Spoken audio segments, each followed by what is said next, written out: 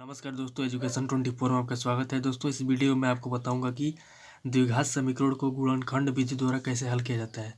ठीक है दोस्तों, ये कक्षा 10 का सवाल है। ठीक है, प्रश्नावली 3C का सवाल है। पहला प्रश्नावली 3C का पहला सवाल है।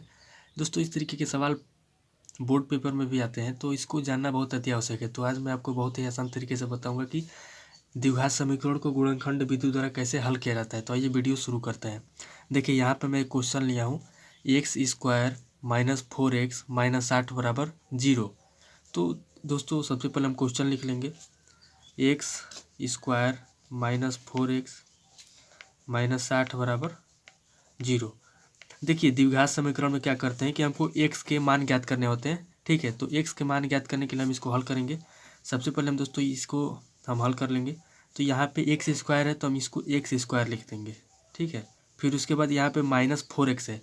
तो दोस्तों, समीकरण बनाने के लिए हम माइनस 4x को इस तरीके से भी लिख सकते हैं, माइनस 10x और प्लस 6x। क्योंकि देखिए, माइनस 10 में से जब 6 निकल जाएगा तो कितना बचेगा, माइनस का 4x बचेगा। तो माइनस के 4x को हम इस तरीके से भी लिख सकते हैं, माइनस 10x प्लस 6x। उसके बाद माइनस 60 है तो माइनस 60 लिखेंगे और बराबर 0। ठीक है, अब अगले स्टेप में देखिए, अब अगले स्टेप में हम क्या करेंगे, x² माइनस 10x में से क्या कॉमन है उसको हम लेंगे, और प्लस 6x माइनस 60 में से जो कॉमन है उसको लेंगे। तो सबसे पहले हम x² माइनस 10x में से कॉमन लेते हैं। तो x² माइनस 10x में से क्या कॉमन है, तो x² माइनस 10x में से x कॉमन है, क्योंकि x यहाँ पर भी x यहाँ पर भी है। तो यहाँ से हम x कॉमन लेंगे, तो यहाँ पर बचेगा x, फिर माइनस है तो माइनस लगा देंगे और यहाँ पर बचेगा 10 हो गया। फिर उसके बाद प्लस का चिन्ह है तो हम यहाँ पे प्लस लिखेंगे। अब देखिए, 6x माइनस 60, 6x माइनस 60 में से क्या कॉमन है, तो 6x माइनस 60 में से 6 कॉमन है, क्योंकि 6 यहाँ पर भी है 6 यहाँ पर भी है। तो 6 ले लेंगे, तो यहाँ पे बचेगा x और प्लस माइनस के गुणा माइनस, और 6 से 60 में भाग देंगे तो कितनी बार में जाएगा, 10 बार में, 6 दाम में 60। उसके बाद बराबर 0, तो यहाँ 0 लिख देंगे। ठीक है, अब देखिए अगले स्टेप में क्या करेंगे, अगले स्टेप में हम x माइनस 10 और x माइनस 10 इन दोनों को हम एक कोष्ठ में कर लेंगे। तो ये हो जाएगा x माइनस 10, और दूसरे कोष्ठ में हम क्या करेंगे, x प्लस 6 के लिख लेंगे। तो ये हो जाएगा x प्लस 6। ठीक है, x माइनस 10 और x माइनस 10 एक कोष्ठ में, और x प्लस 6 दूसरे कोष्ठ में, बराबर 0। अब ध्यान दीजिए दोस्तों, यहाँ पे x माइनस 10 और x प्लस 6 इन दोनों को हम अलग अलग लेके 0 रख के इसका मान ज्ञात करेंगे। द्विघात समीकरण का मतलब यही होता है। तो हम इसको अलग अलग लेके मान इसका ज्ञात कर लेते हैं। सबसे पहले हम x माइनस 10 बराबर 0 रखते हैं, फिर उसके बाद x प्लस 6 बराबर 0 रख देंगे।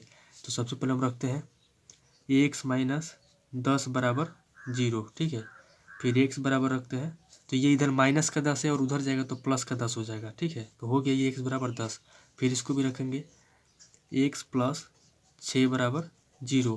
तो x बराबर क्या हो जाएगा, ये यहाँ माइनस का है उधर जाएगा तो सॉरी ये प्लस का है उधर जाएगा तो माइनस का 6 हो जाएगा।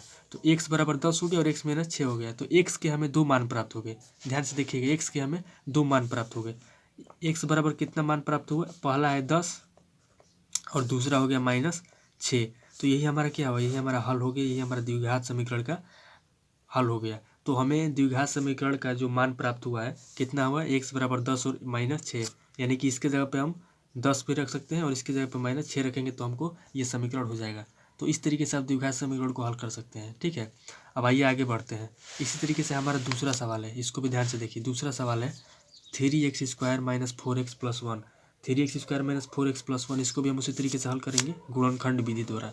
तो सबसे पहले हम क्वेश्चन उतार लेंगे। क्वेश्चन है 3x² माइनस 4x प्लस 1 बराबर 0। ध्यान से देखिए दोस्तों, ये बहुत ही आसान सवाल है, इसको भी हम इसी तरीके से हल कर लेंगे। अब देखिए अगले स्टेप में हम क्या करेंगे, 3x² को उसी तरीके से लिख देंगे 3x²। अब ये जो माइनस 4x है तो इसको हम इस तरीके से भी लिख सकते हैं, माइनस 3x और माइनस x, क्योंकि माइनस 3x और माइनस x को जोड़ेंगे तो कितना होगा, माइनस 4x होगा। उसके बाद प्लस 1 है तो यहाँ पे हम प्लस 1 लिखेंगे बराबर 0। ठीक है, अगले स्टेप में देखिए क्या करेंगे, फिर हम दोस्तों 3x² माइनस 3x इसमें से जो कॉमन होगा उसको हम लेके हल करेंगे, और माइनस x प्लस 1 में से जो कॉमन होगा उसको लेके हल करेंगे। तो यहाँ से 3x² माइनस 3x में से क्या कॉमन है, तो यहाँ से 3x कॉमन है, क्योंकि 3x इसमें भी है 3x यहाँ से भी है। तो हम यहाँ से 3x कॉमन ले लेंगे। तो यहाँ पे क्या बचेगा, यहाँ पे बचेगा x, और माइनस है तो माइनस, और यहाँ पे बचेगा 1। ठीक है, x माइनस 1। फिर उसके बाद माइनस के चिन्ह तो माइनस लगा देंगे। अब यहाँ पे x प्लस 1, तो यहाँ से क्या कॉमन ले सकते हैं, तो यहाँ से हम एक कॉमन लेंगे, ठीक है, एक कॉमन लेंगे तो यहाँ पे क्या हो जाएगा, यहाँ पे हो जाएगा x और माइनस प्लस का गुणा करेंगे तो माइनस होगा, ठीक है, माइनस से प्लस में गुणा करेंगे तो माइनस होगा, और एक से करेंगे तो कितना होगा, अब एक है तो यहाँ पे एक हो जाएगा, क्योंकि एक से एक में भाग देंगे तो एक होगा, उसके बाद बराबर 0। अब ध्यान दीजिए अगले स्टेप में क्या करेंगे, अगले स्टेप में हम x माइनस 1 और x माइनस 1 इन दोनों को हम एक कोष्ठ में कर लेंगे, ये हो जाएगा x माइनस 1, और उसके बाद दूसरे कोष्ठ में 3x माइनस 1 हो जाएगा, 3x माइनस 1 दूसरे कोष्ठ में हो जाएगा, 3x माइनस 1 बराबर 0।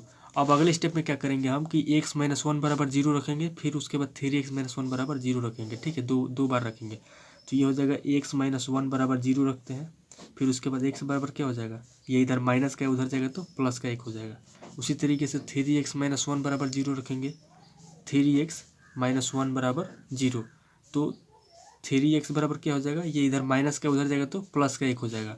अब x बराबर क्या हो जाएगा, तो ध्यान दीजिए 3 इधर गुणा कर रहा है, उधर जाएगा तो क्या करेगा, भाग करेगा, तो ये भाग करेगा 1 में, तो ये हो जाएगा 1/3। तो इस तरीके से हमें x के 2 मान प्राप्त हो गए, x बराबर 1 और x बराबर 1/3, ठीक है। तो यहाँ पे हम रख देंगे x बराबर 1 और 1/3, यही हमारा क्या होगा, यही हमारा उत्तर हो गया दोस्तों। इस तरीके से आप गुणनखंड विधि द्वारा द्विघात समीकरण को हल कर सकते हैं, ठीक है। कक्षा 10 के पेपर में इस तरीके के सवाल आते हैं, तो इस तरीके के सवाल को आप इसी तरीके से हल कीजिएगा। सबसे पहले उनका इस तरीके से समीकरण बनिएगा, फिर उसके अलग अलग मान ज्ञात कर लीजिएगा x के, ठीक है। तो दोस्तों ये वीडियो आपको कैसा लगा, अगर अच्छा लगा तो वीडियो को लाइक कीजिए, कमेंट कीजिए और शेयर करना ना भूलिए। Thank you.